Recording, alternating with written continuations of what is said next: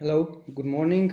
It's a pleasure to be here moderating this session. In fact, it's the second part of the session related with health, integrated in CSS in the Coimbra Sustainability Summit. This session will address how the technology will support the needs of the healthcare sector and, of course, our quality of life in the next 10 years. But before to jump into the real topic, I will say some words about the CSS, the Coimbra Sustainability Summit. We want to address, or we want to know a little bit better how the technologies and the partnerships. We need to have these two parts: the technology and partnerships. We'll address the 2013 UN agenda, United Nations agenda, and also the Green Deal. Then the real topic, or the main topic of the CSS, is to understand partnerships and technologies, how they will support the UN and Green Deal in the next 10 years. And yes, I think I can say that we had some care joining the stakeholders that could be to achieve a quite balanced ecosystem. We have researchers, companies, investors, leaders, and of course also the European Commission, because in the end the European Commission will finance the research in the next 10 years. And I think it's very important to share with the Commission what are our main needs, how we think, how we see the future also. Then that's why the European Commission is involved also in this organization. We have 4 main projects supporting this event: Diatomic, BOKS, Enrich, and also MSEC.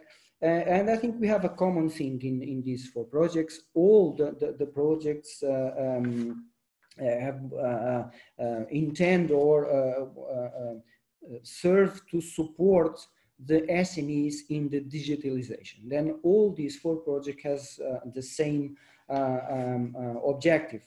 And yes, today we are in this session. We have different sessions running in parallel: agri-food, manufacturing, and also sustainability cities. You know that we are in health component. We are in the second week, in fact. So we had a session in the first week related with needs.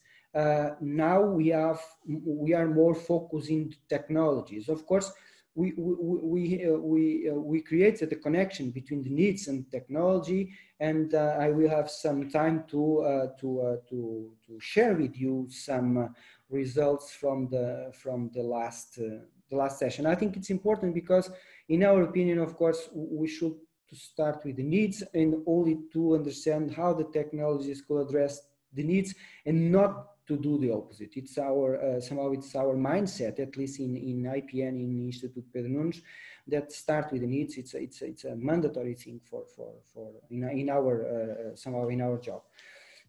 But in the last section, we worked the last part of the value chain. We worked we call it PPP, not a public-private partnership. No, it's patient, provider, and payer.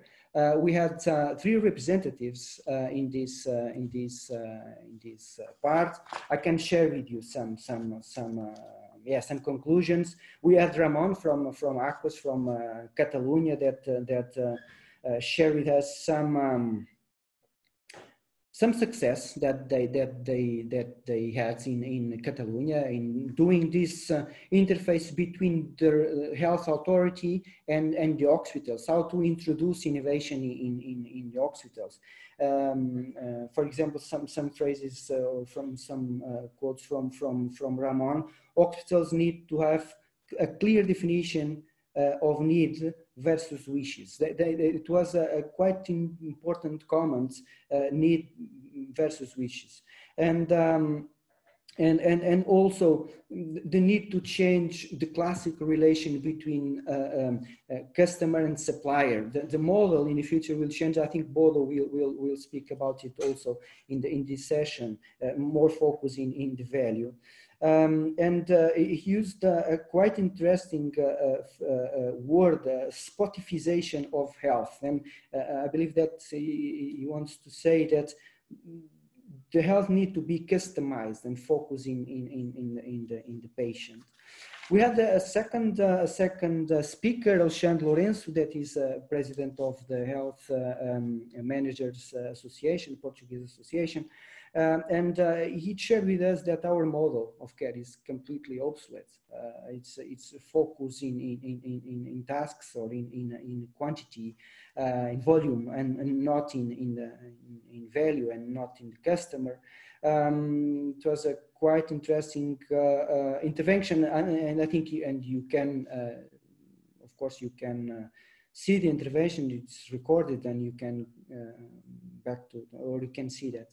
And finally, we had a third speaker. It was Karina from Caritas Diocesana of Coimbra. That the focus was the user perspective. We tried to, I liked a lot one question that she puts in the presentation, that why are we not in the future? Because when we see the projects that we have, for example, financed by H2020 or even EITLs, we think that we are in the future. But if you go to for example, to the social caregivers, we realize that we are not in the future. And she addressed this gap between the potential of technology and why we don't see more technology in the real world. And one of the results of the presentation, or she puts this question: why innovative solutions are not implemented? The main word that appeared, it was funding, and for me, it's quite problematic, this word, because I totally disagree, but it's only my opinion. We can come back to this later. Okay, I will stop the conclusions and I will jump to this session. You can interact with the audience. Could interact with our speakers using two different ways. Pull everywhere. You can go to pullev.com, put this word CSS 2020H, and participate. Okay, it's quite easy. I believe that you already know this tool. If you don't know, you will see that it's quite easy to use. Second way to interact, you can go to the Q&A in Zoom, and you can put questions, specific questions that because we will pick some of these questions to use in the panel part. Then if you have questions, and I believe that you have, put these questions in Q&A, and the speakers will reply to that in the last part of the session. Then, in summary, two ways to interact: Pull-F and also Q&A. Well, before to start the panel, I would like to put this question, and please go to the Pull-F and reply to this. How technology will support the needs of the healthcare sector and our quality of life in the next 10 years? It somehow is the drive of this session, and even before to hear the speakers, it's very important to understand your view about it. Providing more efficiency in the system, makes sense. More information to users. Provide better communication.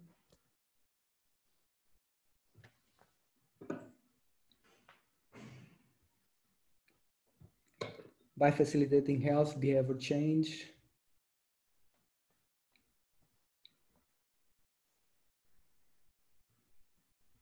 Remote access to healthcare, quite interesting in these days.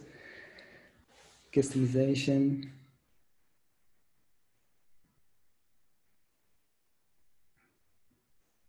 Of course, prevention is it's always the the thing that everybody recognize value, but nobody wants to pay for it. Lower cost, patient-centric care, again, more patient-centered, artificial intelligence.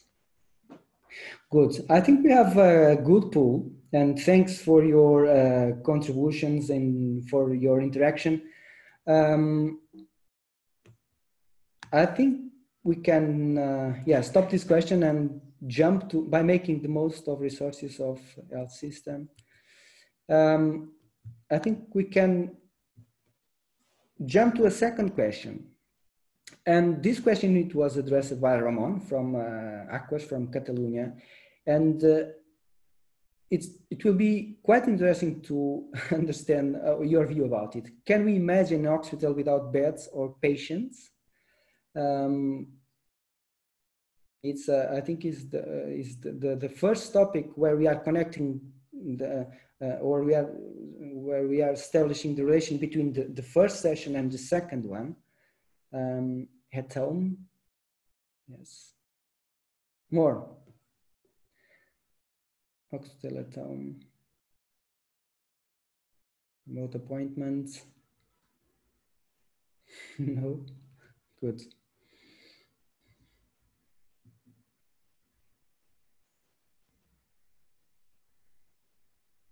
Yeah, I think we have a common idea here that somehow maybe we have a lot of things that we are still performing inside of the hospitals, but we can do it at home. Remote patient monitoring, yes, and I think yes, I think it's a good way to start. And to finalize this part and the last question before to start it's important for us and also for the speakers to understand the characteristics of the audience, what we have here. You are from university, you are from a research center, startup, industry, healthcare provider, policymaker. Please put your affiliation into life. Yeah, research center a lot, some universities, startups not so much, industry not so much, some health provider. Yeah, I think the common or the most, yeah, research center in universities and yeah, okay, I think we already have this characterization and yeah, I think we can jump to the panel.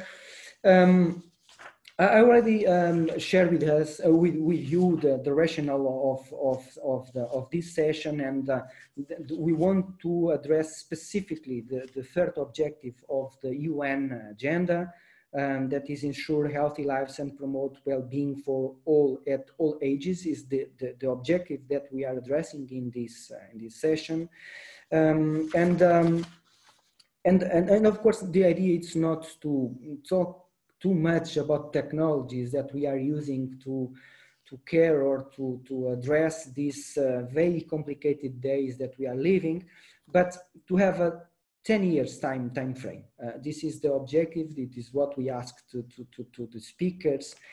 And again, we in this session we would like to work the first part of the value chain. Last week we worked the last part, more the user, provider, and so on, payer. Today, the idea is to work the first part. That's why we invited three speakers that will represent the academy and the border between the science and the clinical part. A second one that I will explain you who will be here later, but also the entrepreneurship environment is represented that somehow is the border between the scientific part and the industry, somehow is the community that will generate some value with science, and also a representative of the big industry. Then you have, we'll have Jana Love, that is professor and education coordinator of EIT Scandinavia, at Karolinska Institute and will provide a testimonial about the challenges and opportunities of the implementation of tech in real clinical settings and with some cases. Then Yanalov will represent the first part of the value chain. Miguel Amador, it will be our second guest and the CEO of Claric and Managing Director of PI Ventures, and also is president of the EITL alumni, and will debate the challenges of the startup in medtech sector. Then somehow Miguel is representing here the entrepreneur community. And finally, Bolo from Philips is Senior Director of Global Head of Market Access and Reimbursement at Philips, and will debate the value-based care model, barriers and concrete cases of success. Then, okay, I think we can start the panel. Please, Yanalov, it's your turn. The floor is yours.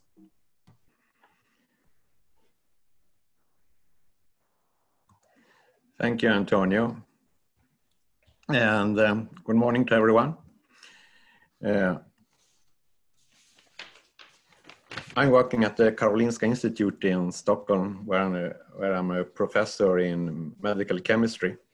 But I'm doing a lot of collaboration with other stakeholders and partners in the surrounding. And I've been in charge as a dean earlier, and then I had a huge collaboration with the hospital side.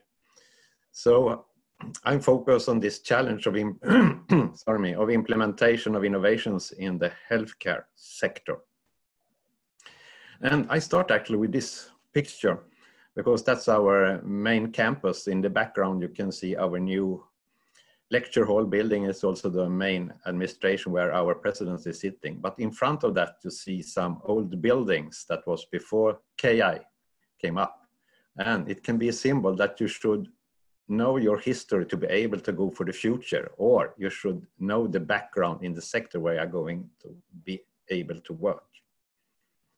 And by that, I also just give you some background for KI, and our vision is we are advancing knowledge about life and strive towards better health for all. We are purely a medical university, and we are very much research oriented. Of our total budget, actually 85% is for research and around 15% for education. And you can see for number of students, we are fairly small. We are roughly 6,000 students, and added on that to our 2,000 PhD students. And a little bit more than 5,000 employees, whereof 340 professors. And we are coming out, as we see it, fairly good in all the international rankings. And we are also the home of the Nobel Assembly that selects the Nobel laureates in physiology or medicine. That's some background. And when you are a medical university, you have to be in close interaction with the healthcare provider. And that's how it's working in the Stockholm area, where we are in close interaction with the region of Stockholm. And the region, they are the principal for healthcare.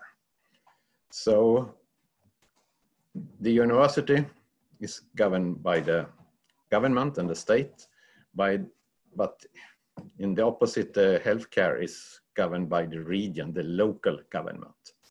But when we work together, we are highly integrated. So some people working at the clinical part, they are half-time clinicians and half-time researchers, and then they are employed by the university. I'm entirely employed by the university, and I have not been active as a clinician. But as I said, I work together closely with them, and I have fairly many friends working there. And you know, the healthcare system must develop continuously to meet tomorrow's needs. And that's what you heard from Antonio a little bit when you put this. And the technology use will increase with new solutions. And that's why we are here more or less today. And in parallel to that, we need more skilled and higher educated personnel. So more skilled personnel in combination with the technology development. That's as we see it, the future. But I would like to start with this, that when you are from outside, now many of you are university people and so on, and maybe you can see similarities. You have to understand the system where you like to be active. And in my collaboration with the healthcare providers and also with entrepreneurs and so on, I've seen many very good ideas and projects, and it's hard to understand why they failed. And very often you can see that they don't see the major problems in the healthcare sector. So I would like to stress, you cannot just be a spectator outside the system. You need to have one leg, or how you would like to symbolize it, inside the sector where you would like to be active, and you have to learn that. And you can also add here from the beginning that medicine as such is a very, very conservative sector. And of course that you can criticize, but at the same time, it has to be conservative because you cannot change method every year and so on. You must also believe what is the best for your patients. And then you can hear there must be evidence for this. And that's also used both in a positive way, but sometimes to block new ideas. So there is a balance. So you can see that the medicine is conservative, sometimes with negative, but sometimes it's positive also for the patients.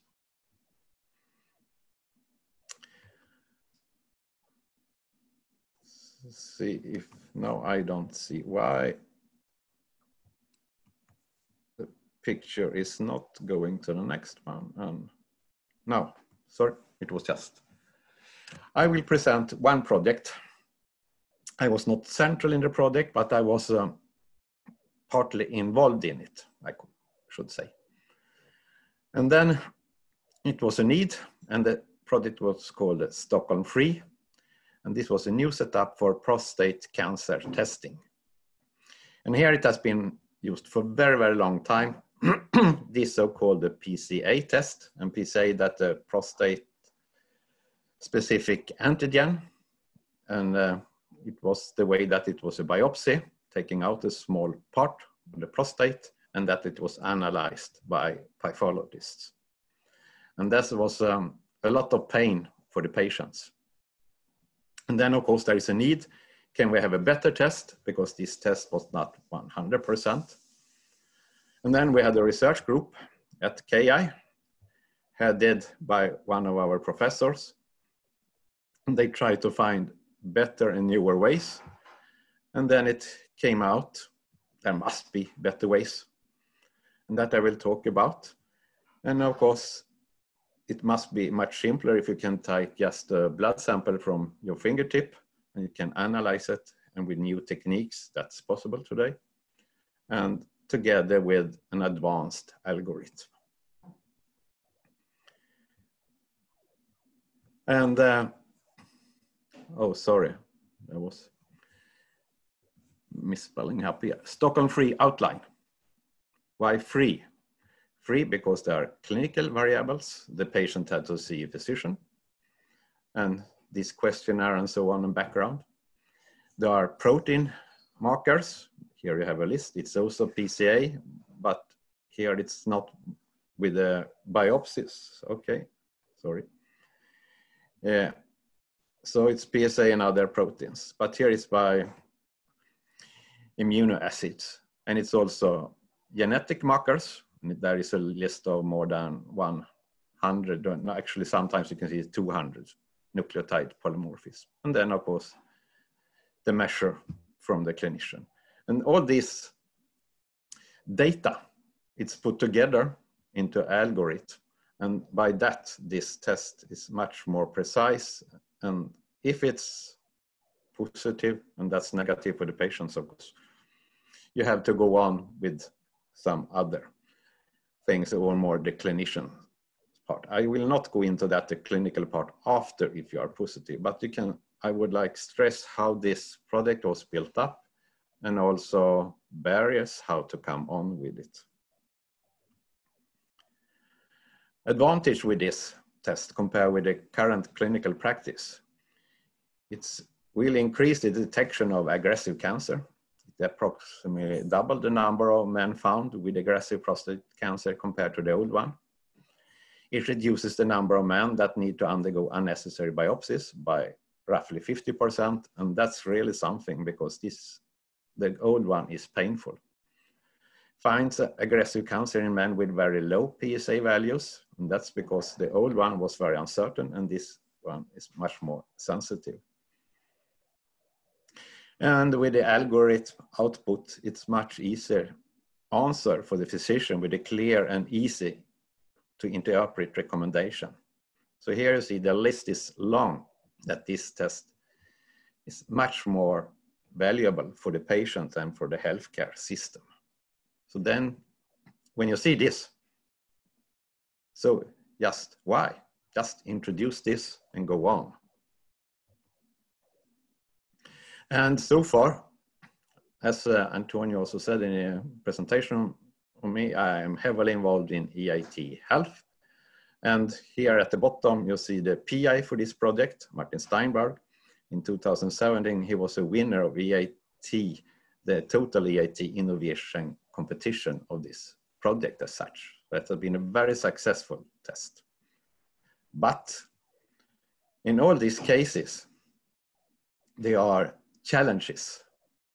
And also when you can see the background and when you present this test, everything is clear, it's just to go on this route.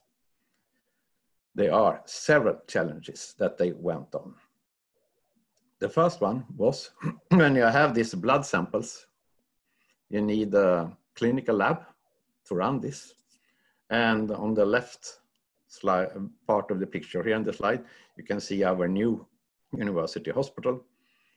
And they have a very good university lab, but they didn't have capacity to measure this. Of course, when it was very low number, but when you increase the number, the capacity was not enough.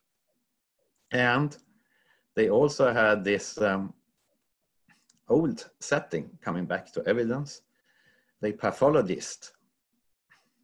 They didn't really say so, but they saw a competition for this test because they could see maybe that it was not the need for pathologists at a high number as in the old way. So they could see maybe the importance of the pathologist was not so strong with this new test. I think it was not like that, but anyhow, we heard that argument. So the project, they have to go around. Could we find some other hospital in the Stockholm that could accept this test from the beginning to the end? And then they went to another fairly big, but not the university hospital. It was a smaller emergency hospital in the Stockholm area. And they thought, this is very good. We can introduce this. And it was easier to work with the smaller hospital than the really huge university hospitals. This was the major first thing. It was hard to introduce this test at the university hospital, but the smaller one accepted it. So sometimes you have to change. First was obvious because all the research was done within the university together with the university hospital. And then I said it was problem with the testing capacity in the lab. So the project, and here you can see the entrepreneur Real Enda within this project. They set up their own testing lab. And they built it up as a small lab. Today there are, I think, 13 people working with this. And they're setting up this, if you are a university person within this, the PCR test for the DNA and the ELISA test for the proteins, and then they have the clinicians outside. And they work together with physicians where they could deliver this data. And they worked also with another company that had developed this algorithm. It's called the A23. So they had their own lab, and then everything was nice, and this was working on. But today, you know, with the corona pandemic, everything has changed a bit, and it was tough days for this lab. Could they survive this pandemic? So today they are running corona testing instead, And the basic PCR is very similar to what's done with the prostate, but of course they're changing something. But you see, two major challenges.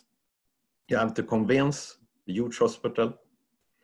You must find lab capacity in this case. So, to sum up, we know that we always need to be prepared for the unexpected.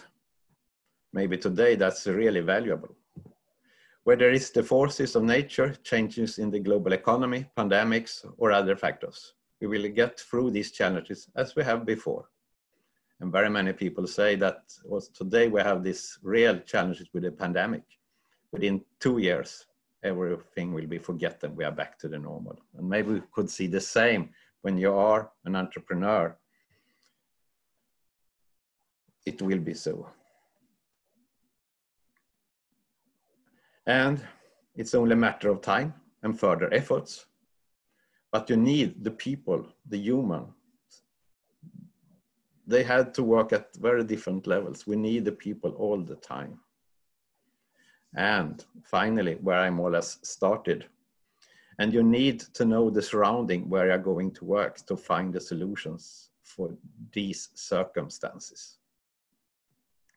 You cannot work in your bulb and find the optimal solution because the surrounding maybe don't understand you. And then you have to put so much effort to convince that your solution is much better than the other ones, or work outside the bulb. So to be successful, you need to be a part of the system. And that's my major message here. To come through, you have to be a part of the systems and find people that you can collaborate with. If you are a small group and if you would like to be in the healthcare system, try to work to someone that can help you inside the healthcare system. So thank you.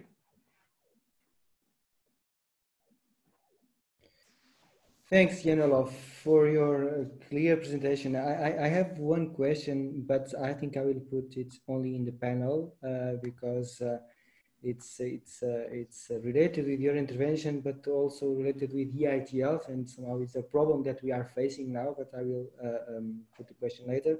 You have a question in Q&A. I think it's related with the first part of your presentation. The question is more skills, less human, because I think you said that we need to have more skilled people in institutions. And the question is more skilled, less human. Please, if you have a comment for that. I don't think there is an opposite between more skilled and less human. I mean, the entire society with technology, of course, you need the human and the correct, if you're working now in the healthcare sector, you must be able to work together with patients, and then it's more human. But you have to be skilled also to work together with patients. And in every new hospital, the technology part will develop. And we know also from that, we did another survey with our hospitals in Stockholm about the new digital systems. And some people are very much in favor. Of course, you would like that. But fairly many say, don't introduce another idiotic computer system. So there is, yeah, but that's the development, I should say. But it's interesting your final sentence, because we have a new question from David Romala, that is AI as the future of the diagnostics, and this is related with your last phrase. Yeah. I couldn't read everything on the last one, but if you have a fracture or an arm fracture, and AI. We need AI. I mean, especially for, if you take the broken fracture, you do usually today an X-ray, but in the broken fracture, often it's very simple. But take more advanced, take for cancer diagnostics or things like that, breast cancer, where you do some screening. You can let the system with the scanner connected to AI do the first one and take away. You have to set the threshold low, but take away all people that are without any tumors or cancer. Mm-hmm. And then you need less pathologists. And then they're coming in when there are questions around this. So we need more. AI is a part of the future of diagnostics as I see it. Okay. But still, we need people and the human part. So I see there is no opposition between digital things and the human part. We need them both, but we have to develop it because it's also a shortage of skilled decisions. Mm-hmm. Very good. Thank you, Janilov. I think we have, we can pass to Miguel. That will be the second element in the value chain, representing here the entrepreneur spirit and startups and the barriers that these people is facing when try to start a new business. Please, Miguel, it's your turn. Sure, thank you. So, good morning. I'll bring a little bit my experience of over 10 years. I'm still young, but I start 10 years with tech transfer out of the university. So facing this challenge of bringing innovation out of research into people, into patients, into citizens, and then moved through running an accelerator focused on nanotech and medtech, and more recently with the ventures, while igniting and supporting several business to start in the very beginnings, and in the day that we are private companies taking man to space for the first time with Elon Musk, I need to start probably with going back to the fundamentals as he advocates, and try to understand why is the reason a startup in healthcare exists, and the main driver of it. Just see if slides move.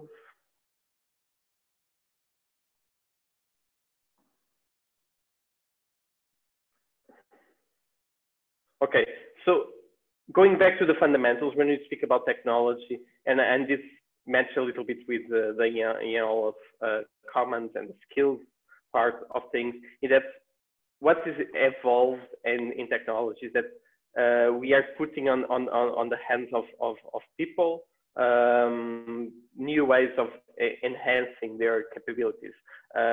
If you think about diagnostics or how doctors operated 100 years ago, was basically with human touch. It was your eyes, your hands, what you see, what you get.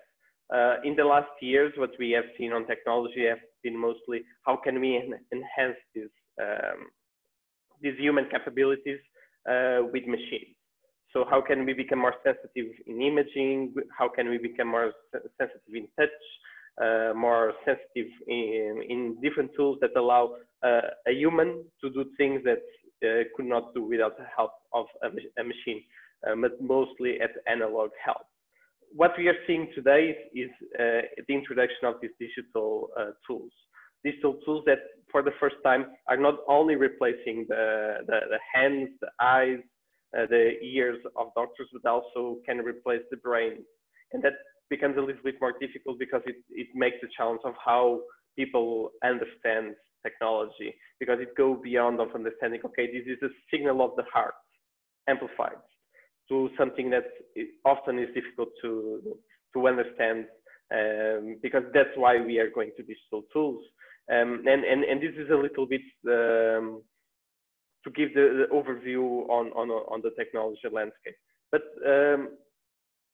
if we move forward, first, what is the ultimate goal of health technology? And this is key for anyone to start. That the key is to do one of these three things, or at least if possible all, is to improve outcomes of healthcare, is to reduce costs, and increase the access to healthcare. So this is the three fundamental things that any startup, any company, any innovation in healthcare using technology should be able to bring in. If can do 3 will be great. If just can do 1 will be really good. But the issue is often the majority cannot do any of those. And so moving forward, it's important to look into the journey of startups. And I'll ask you here to respond to this question: is why startups fail? What is the main reason startups fail? I'll give you some seconds for you to put your response. Okay.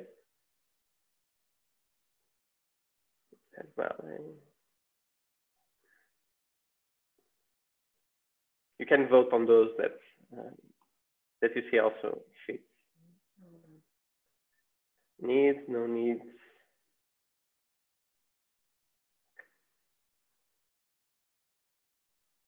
Okay, so I think in some way needs and money was a little bit things that come out. So this is a quite number that's already from 2006. So it's not new, but it's not so different, and it's not specific to healthcare. But nevertheless, no market needs is often the main reason, and running out of cash, and then you have all the other things that's not the right team, and so on. What is more fascinating for me in healthcare is no market need, because there is market need for diagnostics for diabetes. There is market need for diagnostics of prostate cancer, as again Olive presented. But why so many innovations and technology in this field fail? Because there is a need there. Probably the need is not totally understood, but there is a need. So healthcare is quite a challenging journey, because it's not just finding a need.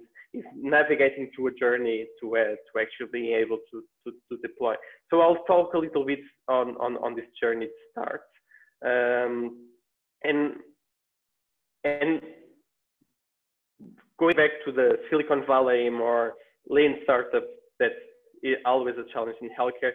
The point of a startup, and I realized that when I left the tech transfer from the university, and I said, okay, you need a startup to move things on. It's not just finding the Philips and sell them a patent and everything will be okay.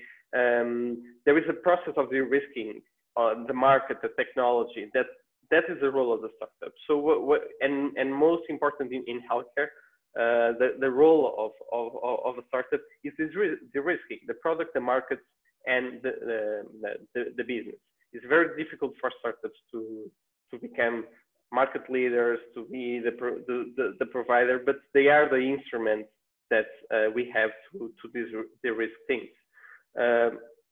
So this is a good graphic showing in some way how things shift from the risk into the value of a product. And big companies, hospitals, healthcare will only use technology when there is really value, either from the business, either from the product itself. So the startup is this vehicle in between to bring something that was research of the lab into the market. So what the challenge on healthcare is that actually what we have this staircase before you can actually deploy something. While we have like a TikTok app for communication, you just launch it, see if people use it, iterate on it, then try to find how to make money of it. In healthcare, the big challenge for startups is that you need to go through these different phases where you go step by step, de-risking.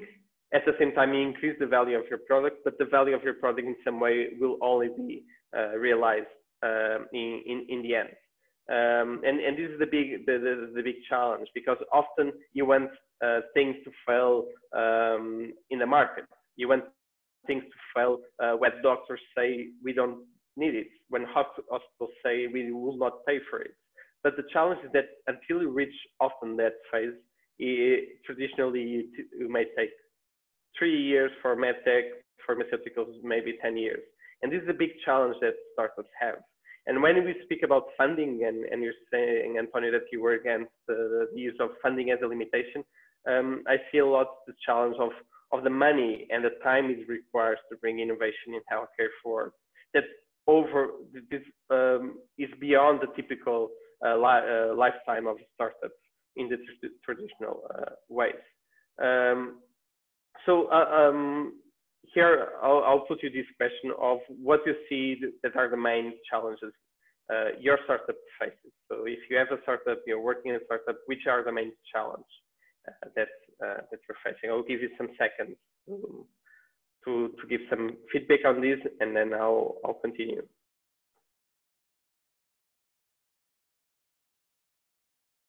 No startups in the room? Okay. New idea.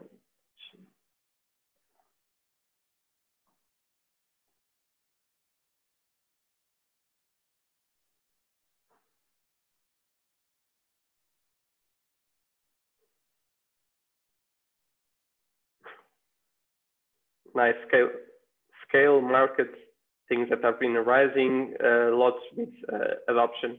So moving forward, so I'll highlight here 3 main challenges that I found with many of the startups I've been part of or supporting. First is that most of them, they are not ready on technology level. So there is this big market needs in one side, and then there is the push of jumping science into product too early. There is a lot of things that needs to be developed still, and that requires other sources of funding that are not the startup kind of funding. Things that still need to be developed at universities with research funding, and they are pushed too early to investors that are focused on the business side, but the technology is not ready yet. Another challenge is that we have been seeing that clinical research is becoming more and more expensive. This was Robert Kelly from the FDA some years ago when I was speaking with him, and he was pushing for this need of the healthcare system needs to be part of this clinical research in a way that not only acts on the early stages of the value of the staircase, but is a continual learning system and works with innovators, with startups all along the way to bring not only insights about the clinical research, but also the human part of things, the adoption.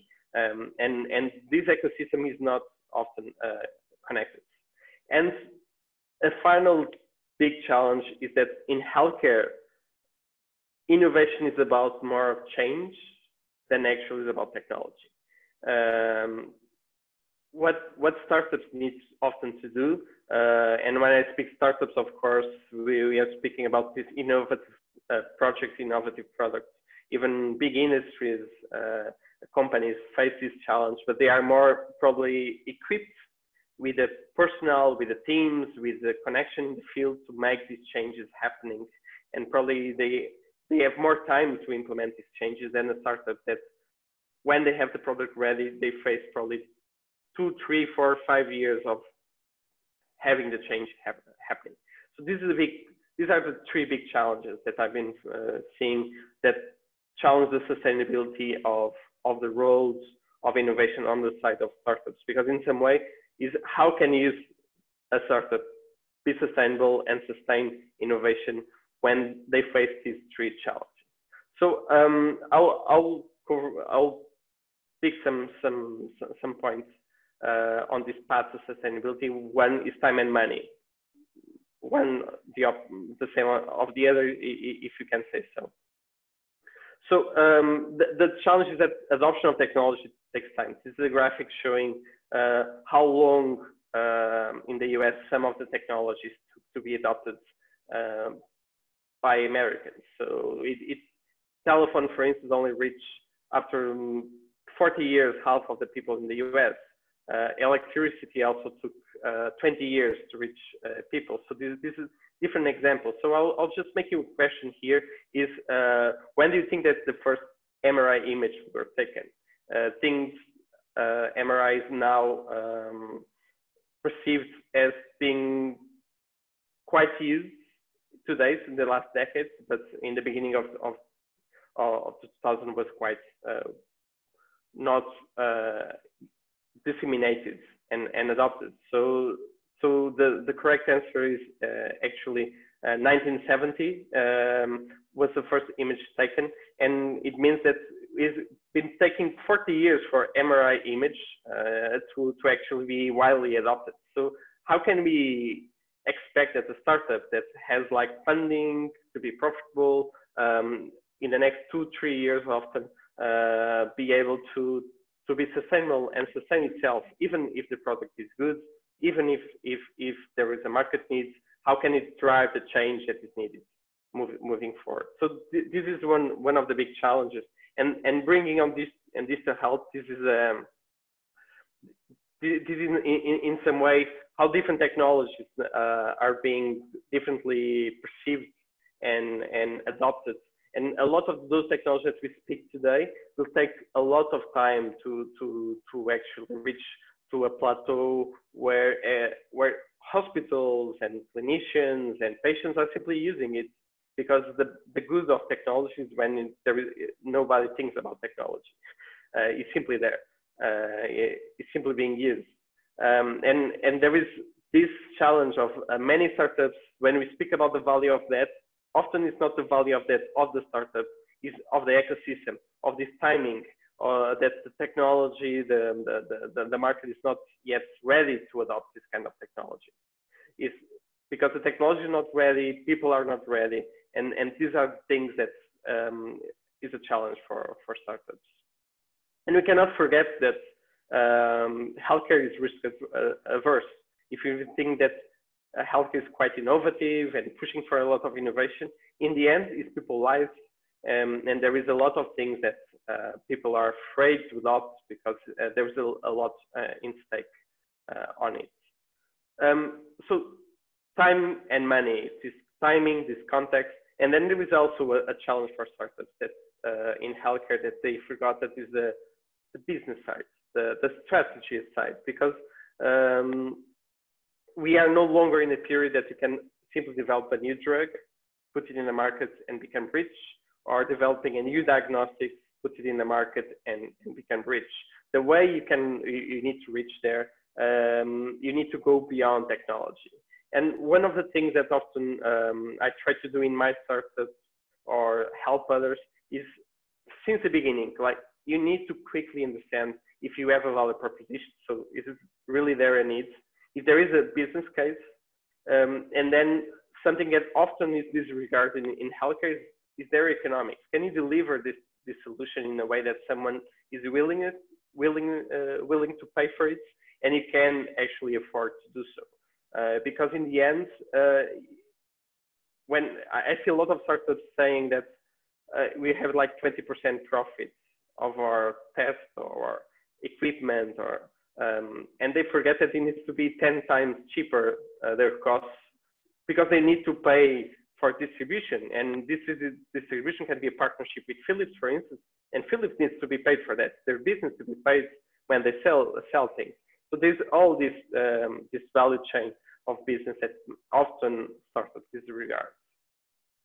And other thing that's really important is to understand that in some way there is a puzzle of things that you need to understand where you're starting your customer in the value chain, where you start in the ecosystem, how is your business model working, and when I bring here this puzzle, the big challenge that startups face is a lot of these pieces of this puzzle are not yet developed.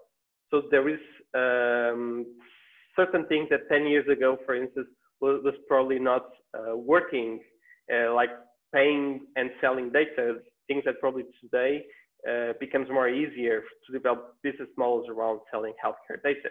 So a lot of the time, startups face this challenge of they have innovative business model, they have a good strategy in paper, but then the reality, some of these that pieces are not yet ready by the ecosystem.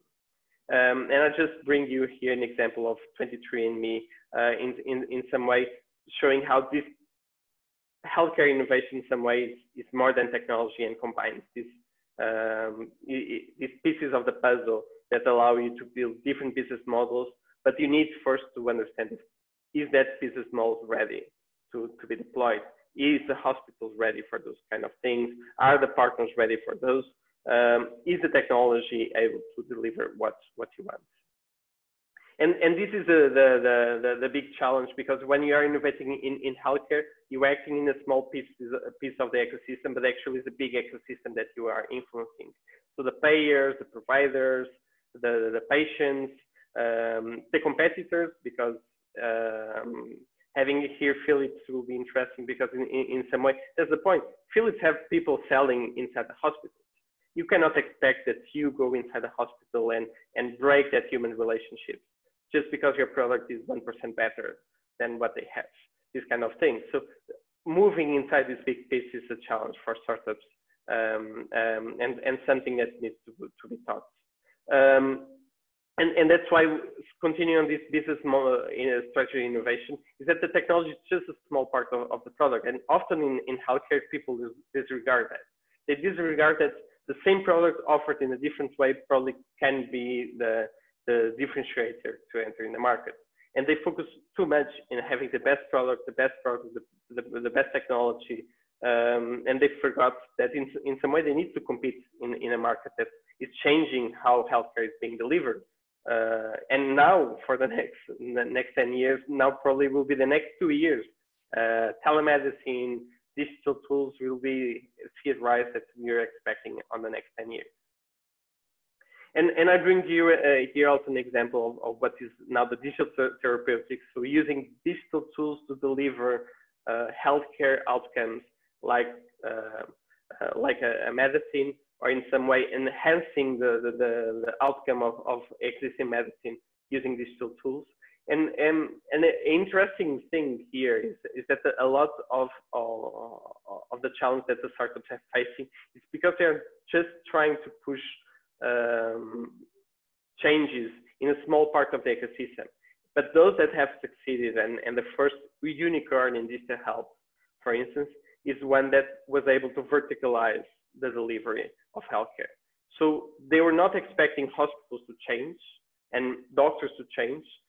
They start working with those that are already embracing the change and offering this service to those patients already looking for this change. And this is kind of strategies that often we disregard. We startups cannot and do not have the money to change a hospital or change a healthcare system from inside.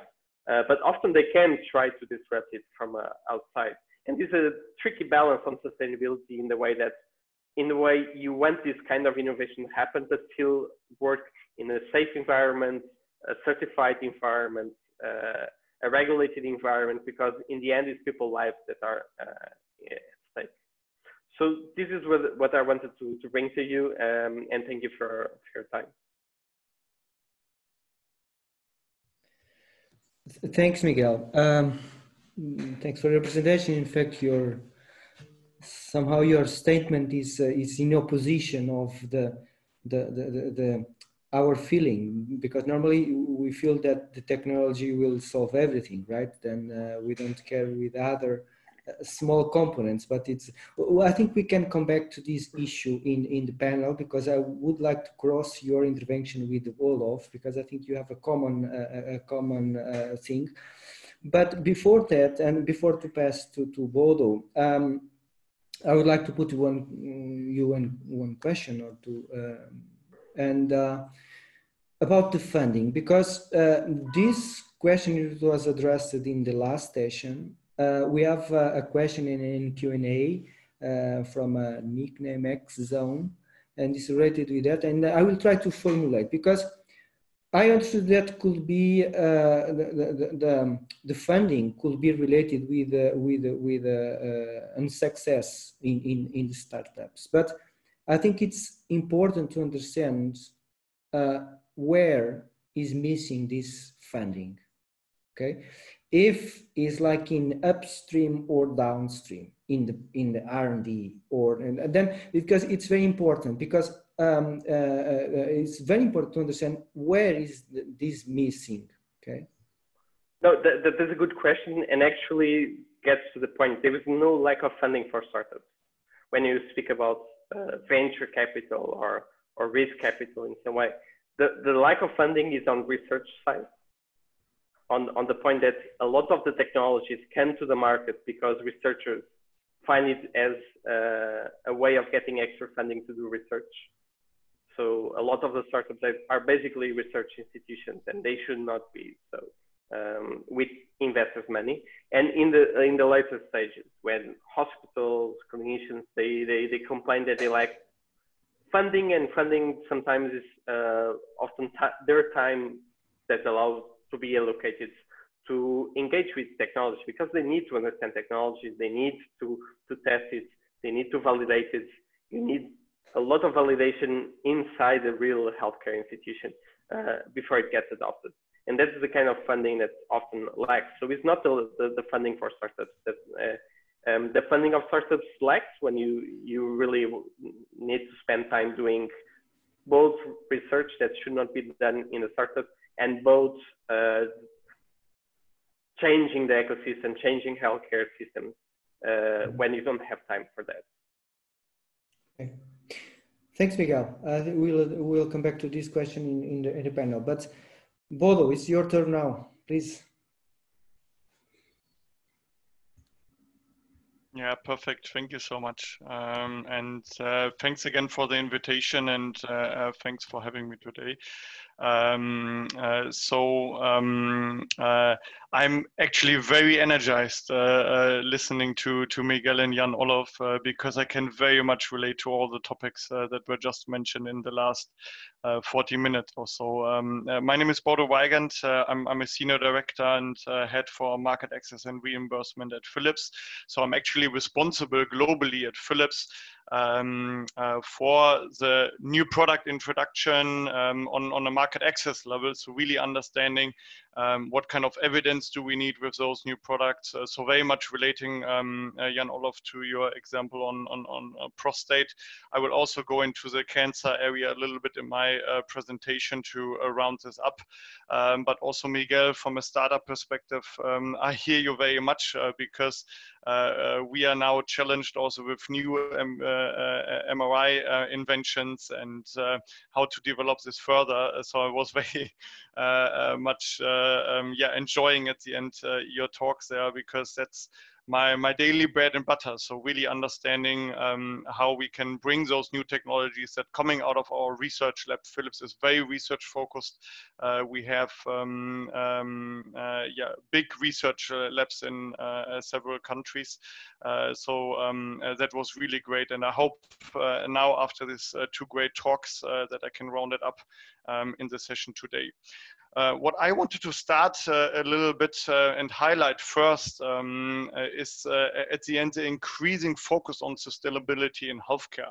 And I want to do that actually with a quote by Raymond Baxter, who is Senior Vice President of Community Benefits at Kaiser Permanente. And actually what he is clearly here stating that at Kaiser Permanente, they know what creates good health begins, and it's really going beyond their own doors. And there's very much an aim of the environmental impact and really understanding how to use renewable energy and renewable aspects at the end overall for the communities. And sustainability, really looking 10 years up front, we hear a lot from our customers that are more and more concerned about sustainability aspects. And my question is also sustainability in healthcare. Well, what does it really mean? Are we talking in general about environmental factors, or can this also be a sustainable financing of healthcare? And also thinking about the new kind of era of value-based care approaching. Will we have maybe in the next years sustainable KPIs at the end in those new value-based care payment methods that we are looking at? So I will emphasizing a little bit on this, but also round up with a couple of examples. But yeah, at this point, thinking about really finance and how sustainable actually our healthcare systems are today, I would very much like to ask the audience, thinking of sustainability in cost, what are you guys thinking about an estimated cost of waste in the US healthcare system? How much percentage at the end is cost that we do not need actually?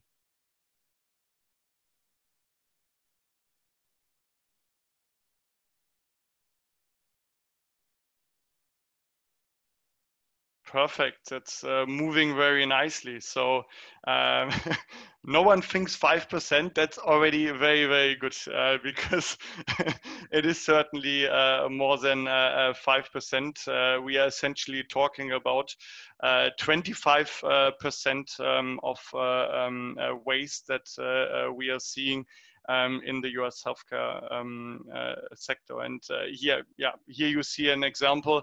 And it ranges from 760 billion to 935 billion at the end.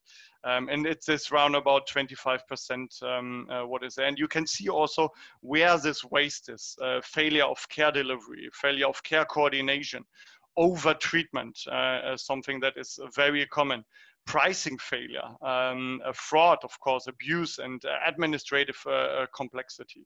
So there are many aspects where today healthcare systems are not sustainable anymore moving forward. So there will be a change at the end on how we are dealing with this issue, because we are developing a lot of new technologies. There are coming new drugs on the market. Healthcare is just inventing and developing itself, but at the same time, are the budgets also increasing exponentially? That's really not the case. So we really have to understand how can we fund the new treatment methods, and how we provide the best care for our patients to a cost that is still reachable. And as a priority, so global healthcare communities are seeking for new strategies and solutions to actually re-embrace this status quo that I just mentioned. And day by day, the healthcare community is collaborating to transition at the end away from this kind of siloed thinking and siloed wasteful care of care delivery, to a more kind of patient-centric and productive healthcare. And I saw patient-centric also coming up in some of the questions before. So I very much like that. And we see value-based care, you probably know the equation by Porter, who introduced the concept many years back. Value-based care is kind of a delivery framework to improve the health outcomes at a lower cost. So that's what it's all about, and it's focusing on the patient value and allocate the right resources at the end according to the health outcomes delivered by the system. And when put it into a practice, care quality will improve and costs are being contained in that sense. And this essentially is very much achieved by attaining payment to patient and population outcomes. So really understanding, okay, looking not only reproducing and really understanding what is the outcome of my procedure, what I've been delivering to this patient as a hospital, then really understanding how can we get paid for delivering on specific outcomes. And there are many different tools and frameworks on how you can essentially realize value-based care. What we are working with very closely in Philips is essentially the quadruple aim. So at the end, we take this as a principle to make value-based care actionable in a sense.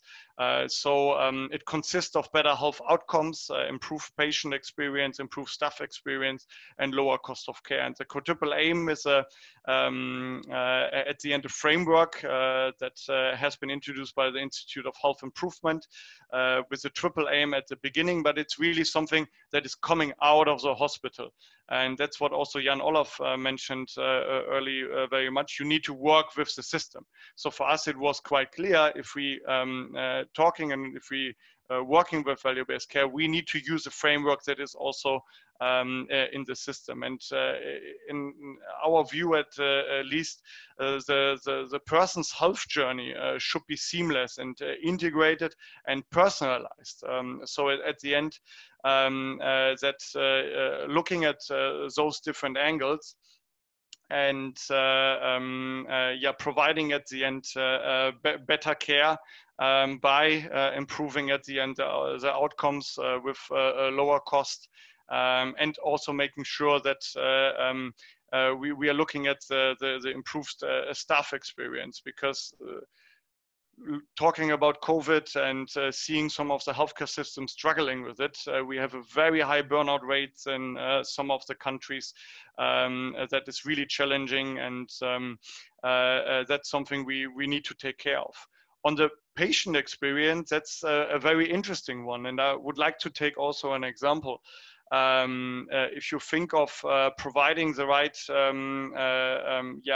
patient experience to the customers in the hospital, let's take a patient who has a surgery, who undergoes a lot of pain during the surgery, but it has very good outcomes. So he stays only, or he or she stays 2-3 days in the hospital and is being discharged, and everything is well. But what do you think what the patient experience of this person was? Taking the same patient with very good pain medication, but having, on the other hand, like bad service provided, the food was not good, or also having complications, need to go back to the hospital. Still, you see that the experience or satisfaction can be understood in many different ways. But it's a very important part to address at the end value-based care, and understand really what are the outcomes of the patients, what are the patient-reported outcomes, what is the patient feeling after the procedure, and something we will see much more in the coming years to go on those concepts. But then, what are some of the essential building blocks for value-based care? And one area, and that's also future thinking, we need to standardize much more and have clearly defined outcomes and measurement standards. And the industry at the end needs to settle on clear definitions on patient-reported outcomes and agree on common protocols on how to measure and identify and eliminate the variance at the end into it. And ICHOM, that's an international consortium that is very much focused on health outcomes and patient-reported outcomes, is one of the examples, which is not a standard as of today, but we see many organizations in some countries using this as a way forward. Then open data standards, another topic that is very important, because without interoperability, you don't, you're not able at the end to follow the patients throughout the care continuum, because you have data in one side, in maybe the outpatient area, you have in the inpatient area, and the data is just not connected, also moving into the home after. And last but not least, the reimbursement reform. So we see a lot of new contracts also coming in the coming years, value-based risk sharing, looking into really paying for performance at the end, and new service models that are being created. So diving a little bit deeper on the interoperability and the health informatics and artificial intelligence part. So why is it important? And we had already the question today. So will AI at the end, become at the end the new norm? And do we still need the physicians? And yeah, the answer definitely.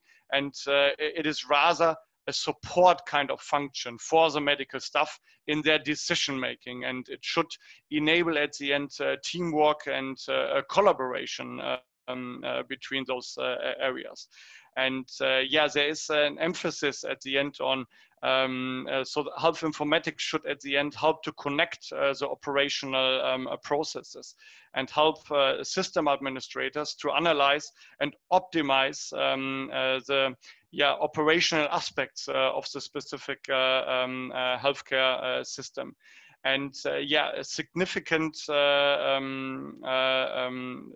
important for value-based payments, because you have a lot more intelligence at the end that you can use as a support and systematic measures at the end to understand the health outcomes. And why is that important? I wanted to take at the end up a case study and give you an example where we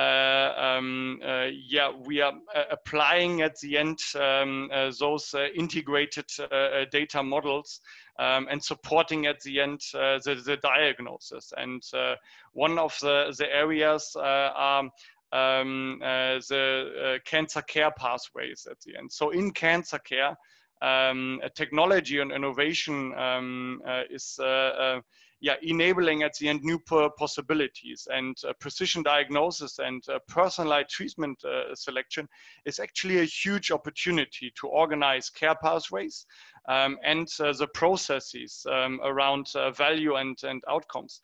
And unfortunately, cancer care is typified by misdiagnosis, poor collaboration, communication, and a lot of repeated processes at the end. Informatics at the end is disrupting together with digital technologies this area by providing platforms with sophisticated artificial intelligence to bring together, as you can see here in this picture, an area of genomics, radiology, and pathology. They usually don't talk together, and those systems are also not talking together. So that's really something where the technologies are coming in place. And we have, as an example, worked with a cancer institute in the Boston area. It's called Dana-Farber. And Dana-Farber at the end has developed specific cancer pathways, which we in a collaborative way integrated in our informatics solution to get really insights and data from a complete range of the patient markers. So diagnostic information and an embedded care team knowledge. So having really those people communicate, and this unified view of the patient across the multiple disciplines can enable a truly personalized treatment plan. And this includes integration of the pathology lab as an example, the genomics, but also an electronic record. So it's at the end a solution and providing the infrastructure for those to work more together. And that's one of the trends we are seeing very much on the market. So what are the key takeaways? You can work with Philips as a technology partner at the end to transform healthcare from volume as it is to value.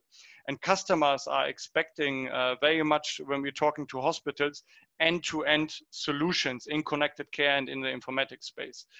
There are this new business models such as risk sharing, value-based payments that will become more the standard in the future, because risk is being pushed very much from the payer to the provider in many of the systems.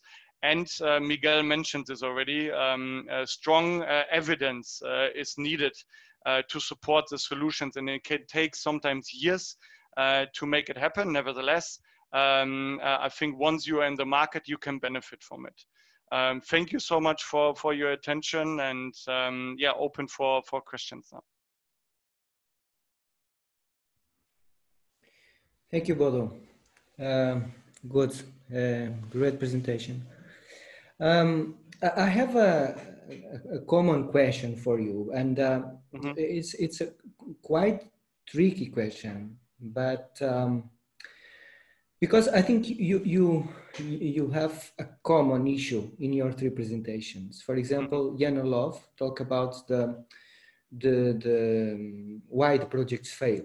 For example, it's they don't see the real needs, or they need to have one leg inside of the sector. Then it's somehow will help in this success. And Miguel referred a similar thing, that the most visible reason that justify the failure of the startups are related with no market needs, and somehow is related, that don't understand the needs, don't not understand the reality. And Bodo told us that, yeah, the technology is important, but it's more important the value, and it should be the value that should drive. And value is much more connected with needs than technology, right? The technology is not so important, right? Then it's the somehow the common thing that cross your three presentations. But and now and before to raise the question, I will share with you my perception that, in fact, and I maybe you agree with me, one very important source for startups and for even for Philips, because it's based on research, is the R&D projects, right? The H 2020, EITLs, and so. I believe that it's this cake or this research is very, very important to feed the downstream. You are with me, right? You believe with me, or you agree with me, right? This source or this research is important to feed the downstream, the innovation downstream. Okay, but my perception is that the triggers of these projects normally are the universities, are the academics, and maybe the needs are not inside of the universities. And maybe the universities do not have this leg inside of the sector, using the words of Yanilov. Then I think it's a problem, right? Because for one side, we need to have a needs-driven approach, but in fact, we are feeding our research without technology-driven or science-driven. And my question is how shift this, how change this mindset and use more needs-driven in the big source that we have. Then the question is how to provoke this mindset. And I strongly believe that EITLs would like to hear your replies, because I believe that it's important to, right now in EITL's new phase, I think it's important to understand better how to provoke the shift. And it's, who wants to start? Yeah, if I maybe start from my side real quick, as my mic is still on. What I think, what we are in the healthcare industry is the siloed thinking. And that's not only if you're in a hospital where you're already operating in silos, if you're going outside as a hospital, there are a lot of silos at the end. And that's very much, I think, what you mentioned, that if you, and that's one of the areas also where I see the industry developing, that we will have much more longer term partnerships at the end that consist at the end of academia, that consist of the provider, and that consist of industry that need to collaborate. Because I would also turn the question around, or like like at the end, industry can't work without academia or without R&D that is coming out of those funds. On the other hand, R&D needs industry to take up these innovations afterwards to commercialize it. The same on the hospital field. There is a need at the end for these new innovations to provide better patient care, reduce also the cost, and be competitive at the end in the environment in decreasing budgets that we are. So I think everyone is dependent somewhere on the other one. And over many years, there has been, I don't want to say a completely siloed approach, but it's still, we have still a lot of silos we need to overcome. That's maybe from my side where I see a focus needs to be. And I see good examples already where those three, and I would even put the regulator or the payer into it, where there's 4 different organizations collaborating and working on new innovation. Thank you, Bodo. If I can go on a little bit, and it's not, I'm with you, Bodo, but sometimes I think we overinterpret needs-driven. You, Miguel, you have a slide where you showed how long time it did take for when we had the telephone, the dryers, the washing machine, but go for the telephone. Probably there was not need for that in the society as such. And go back for our lives. In the early 90s, we didn't have any smartphones. And if you ask people, there were no need, but today there is a need. So sometimes we are producing needs, but we shouldn't put it so much together because we need this. But sometimes I think that's an overinterpretation of this needs-driven. But at the same time, we have to go into the healthcare sector, what will be the need where we can find solutions. So I think we have to do as everything in a balance. And your slide, Miguel, was very good presentation of that. When it turned up, there was no need. And some of these entrepreneurs, some of these Swedish development like Skype, like Spotify, there was not a need for these before they were on the market. So for an entrepreneur, you have to work at both sides. It's very hard to find the simple solution. And you have to do collaborations, as Bodo said as well. Maybe I pass the word further and coming back later. Yeah, indeed. I think even going back to the question Antonio posed me for the funding and is that value for startups in healthcare, the issue is that we are pushing academia and researchers to do applied research in the way that now you have this technology, go and try to apply it in the hospital. But we forgot what we need is actually to support hospitals and healthcare professionals to be innovation driven. And that comes a lot with Bodo mentioned about the value-based healthcare, because we still are delivery-based healthcare. And when we speak about the performance of healthcare systems, we talk about the number of surgeries, the number of appointments. Where's the value on that? That is not the value in the way. And so we are not changing the way healthcare is delivered based on value, because then you have doctors and nurses saying, how can we improve efficiency? How can we do this quicker? How can we do this better? Instead of just how can we do more of the same thing we do.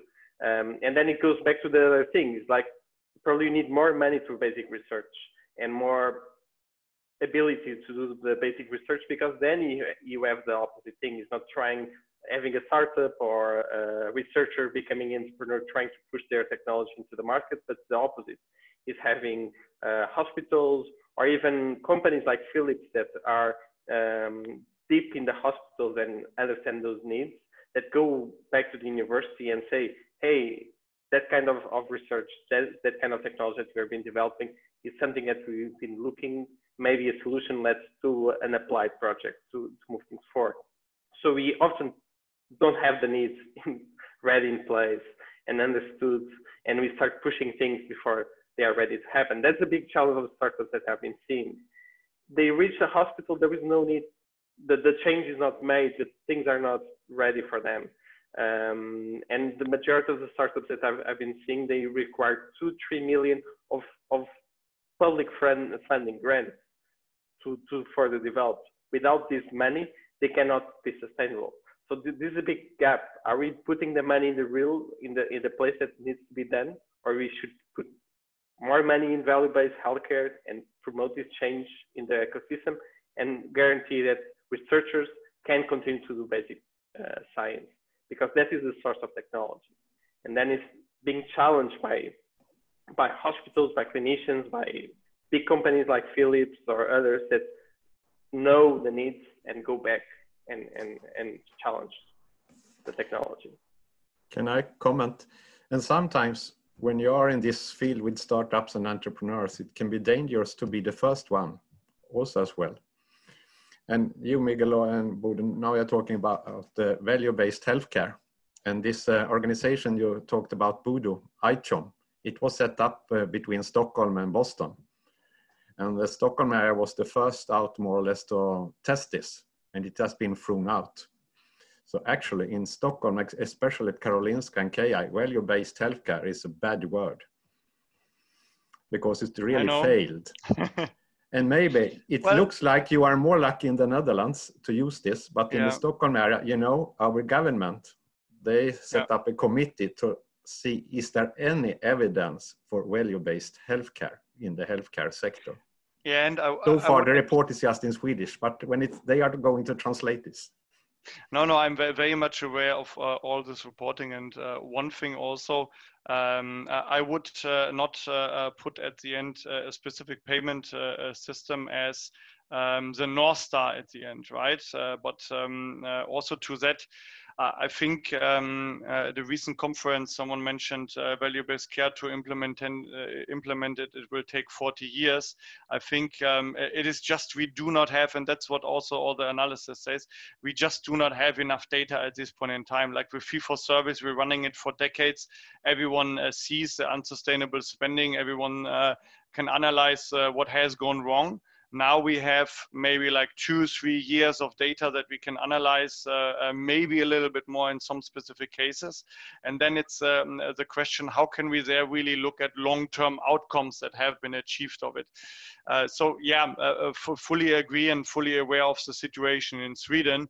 Still, I think if you go away from the initial concept, we will continuously need to reinvent how we are financing healthcare at the end, at the moment, because like who is going to pay for the drugs that are not costing in the 10,000s today anymore, but even going into the millions in the US as an example, and who is going to pay for all this new innovation that the startups are bringing, that the companies like us, like Philips, are bringing. And you need to understand very much the value of this technology, comparing them to the standard of care and comparing at the end to the cost that you are having with it. And it's more kind of, I would call it a concept of really understanding the health economics and understanding the benefit of it. Yeah, happy to change the wording from value-based care to something different. But the key message is, as we are operating right now, it's unsustainable. I don't argue against you, Bodo, but I think we have to transform this value-based healthcare into a European method that will fit our system, because in the base of value-based healthcare, that is that we also have hospitals that compete to each other. And patients unsatisfied, they go to another hospital. Usually it doesn't work like that. It's translated in every country even different. Like what works in the Netherlands won't or might not work in Germany, as an example, and will be implemented completely different healthcare systems. We've seen that now in COVID, right?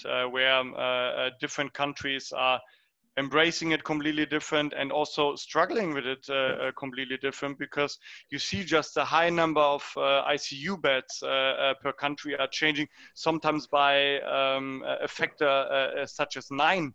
Where you think, oh, okay, that's per a million inhabitants, as an example, right? So it's really very much different. And from my perspective, value-based care needs to be always implemented according to the local needs at the end of the system. Okay, thank you for your great presentation. I think it was very nice to have this discussion in this part. In fact, maybe we were guessing this discussion or topic that we discuss in this part, because the next question that we have is related with this final part of the discussion. And the question is, what will happen in the healthcare sector when the reimbursement scheme starts paying for you to be healthy instead of paying for you to keep your MD appointments? Then it's connected with the value-based care. We didn't put value-based care here because, but it's important to understand your opinion about this, this mind shift or this shift in the system. Pay for the health, not pay for disease, or focus in health and not focus in the disease. System will become more efficient, decrease costs.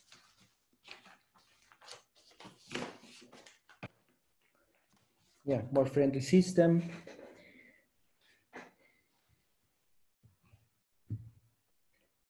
More cost efficient. And seems to be good, this transition.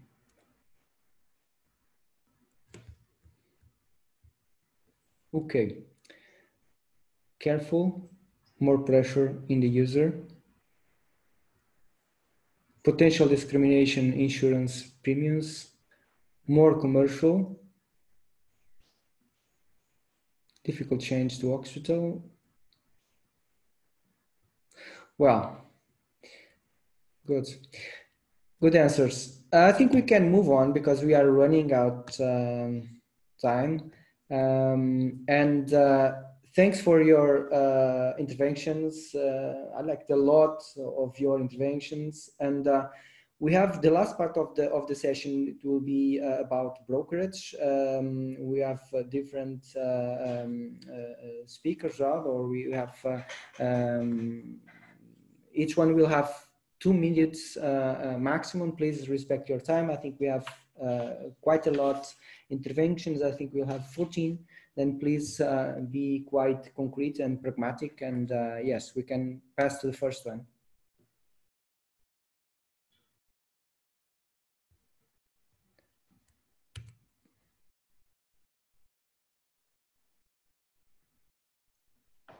Hi, good morning. Sorry, can you raise your hand for us to see if you are here with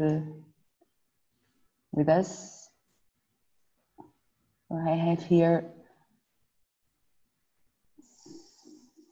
several raising hands. Let's see. I cannot see this speaker, so maybe we will return later to this speech.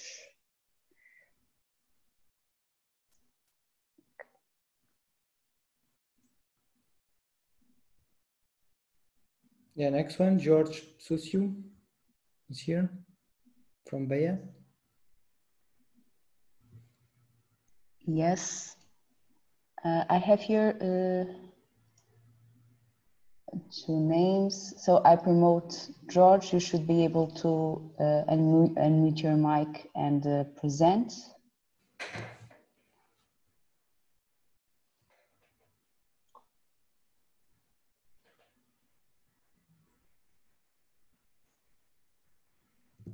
George, can you hear us? Trial version. Okay, we have here. Trial version. So I believe that George is here with some technical difficulties. Maybe we will come back later to this brokerage pitch.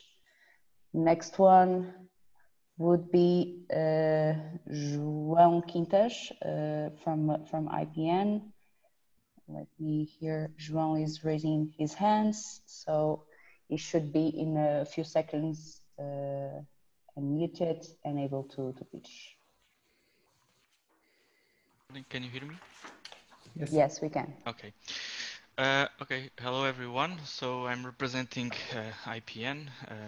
Oops, someone changed the presentation. So I'm with the Laboratory for Automation in Systems. And for those that don't know IPN, IPN is a non-profit organization dedicated to innovation and development. So it's a research and technology organization.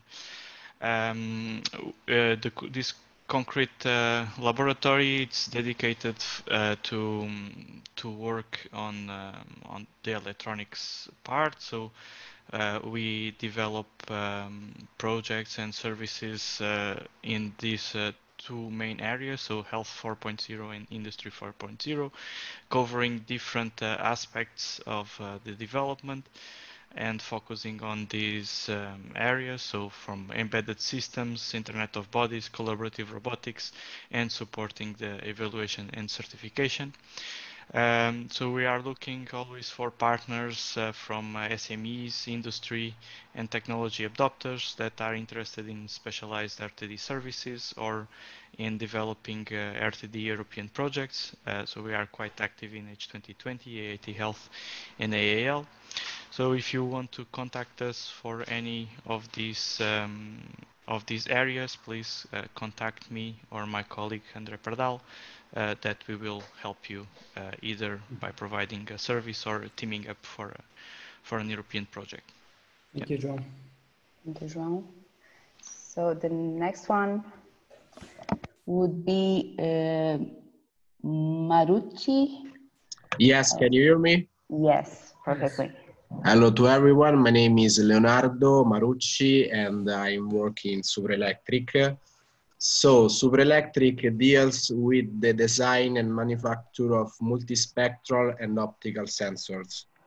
Our proposal is to create a tool for the health sector that will be used for diagnosis of skin melanoma, thanks to the possibility of using advanced optical sensors and artificial intelligence. In this regard, we began a collaboration with the science department of the University of Tor Vergata in order to carry out a practical experiment. Our optical system is called the SpectroMed, and we are looking for investors who can help us for the miniaturization of the system and the realization of the artificial intelligence infrastructure and predictive calculation models.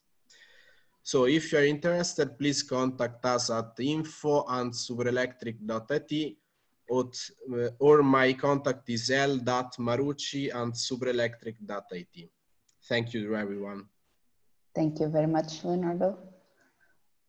Next one is Luís Neves.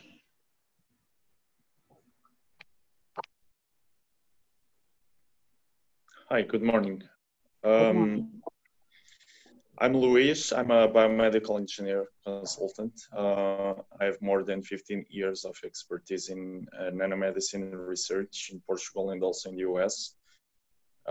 More recently, I've been involved in AI projects, and I also serve as a deputy in the Health Parliament Portugal, and I'm currently working in the Innovation and Value in Healthcare Commission there. I'm looking for partners to collaborate in scientific and business opportunities in the field of healthcare innovation, and you can find my contacts in this slide. Thank you for giving me the time to present. Thank you very much, Luis, for your presentation. So moving to the next presentation, Marina. Marina, please raise your hand if you are here in the attendees. I cannot see your name in the list. It sometimes happens to have a different name.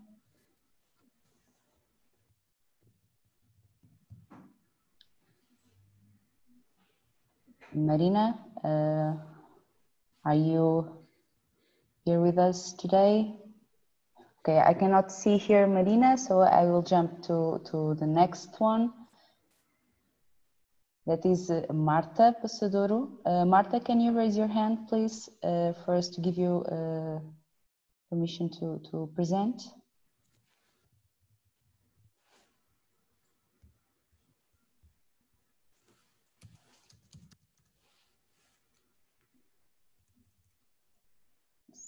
I also cannot see Marta here with us, so let's go for the next one that is here from Dves Health. I cannot see here the name, so please raise your hand so I can give you the access to unmute.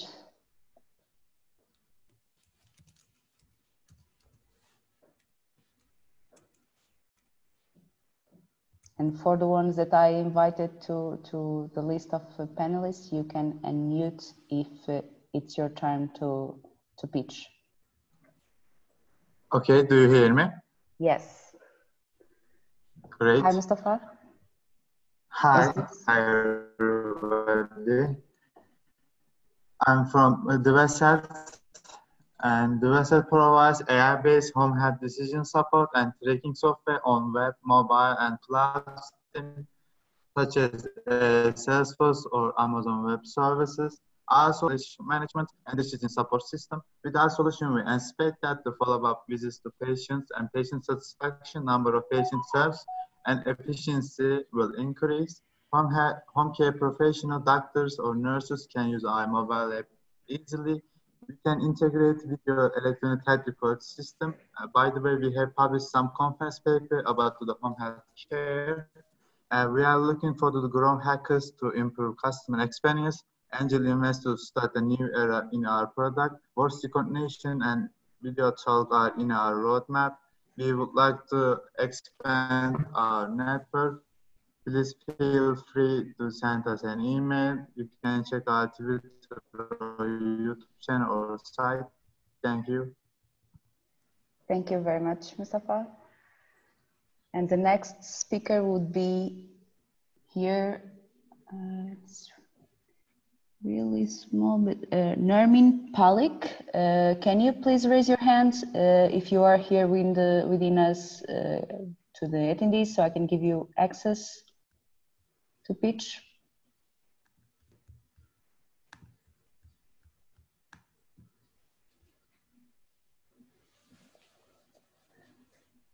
No, I cannot see here your name, so please raise your hand.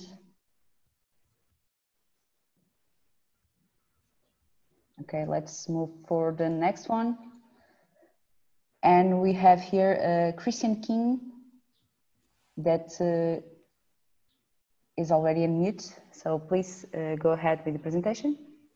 Yes, hello everybody. So my name is Christian Kind. I am one of the founders and managing directors of Navisq, and we developed a sensor system for rooms where you can detect all kind of activity like falls or person tracking, leaving the bed, and so on and so forth, very accurately, but on the other hand, very discreetly. So we have a sensor system which you barely see.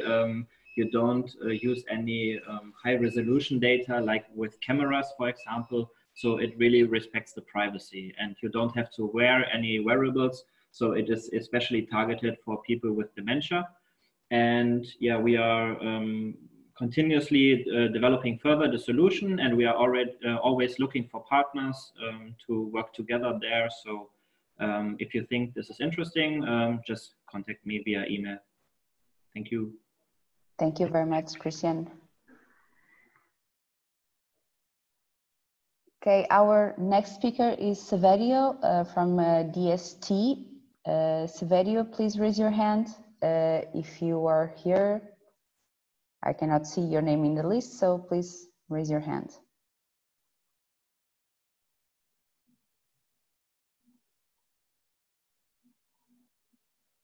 Okay, I cannot see Severio, so let's move to the next one. That is AST Translations.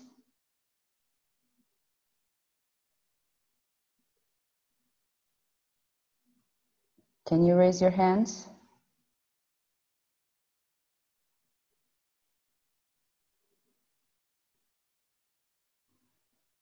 Okay, also not with us, I think. Next one, Gergana. Okay, I have here one raised hand.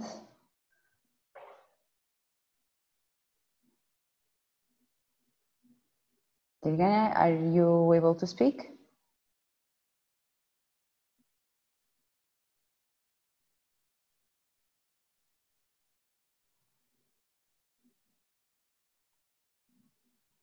Okay, we cannot hear Dirgana. Let's move for the next one.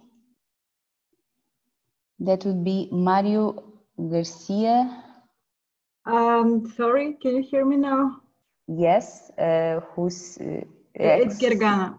Okay, sorry. It's, yeah. So please go ahead. The previous one.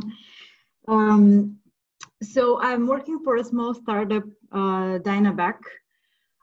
We are developing product for back pain relief. It's a smart garment with sensors along the spine line, detecting good and bad movements for the health, for the spine of the human. So currently we are making trials with 2 big companies, and we are also searching for other beta customers willing to make trials with the current prototype of the product, and also investors to help us finishing the full version of the product and produce it on a large scale. So basically, the garment is working, like I said, with sensors on the spine, with an algorithm implemented inside, which aims at identifying the good and the bad movements based through a database of movements recorded in the algorithm. It's a bit complicated to explain the technology, so briefly. So if you find this interesting, you can contact us on info at dynaback.com or Gergana at dynaback.com. Okay, thank you very much, Gergana. So our next speech is from Mario Garcia. Mario, can you please raise your hand?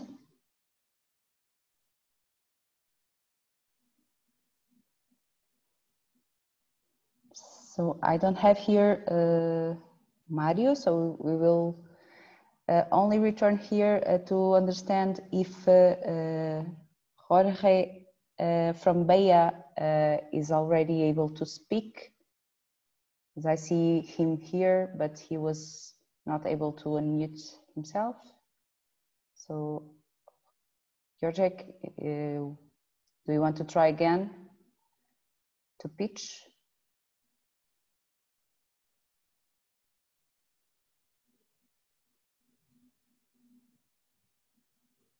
Okay, we cannot hear Jorge. But I have here another panelist also raising his hands. Let's see if we have here our answer. So, Dimitru.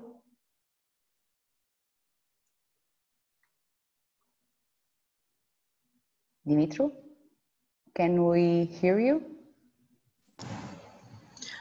Hello, can you hear me? Yes, yes. My name is Dumitru Alexandra and I'm working at BEA. Okay. Can you change the slide? Of course. Just 1 second. Perfect. Please go ahead. Thank you.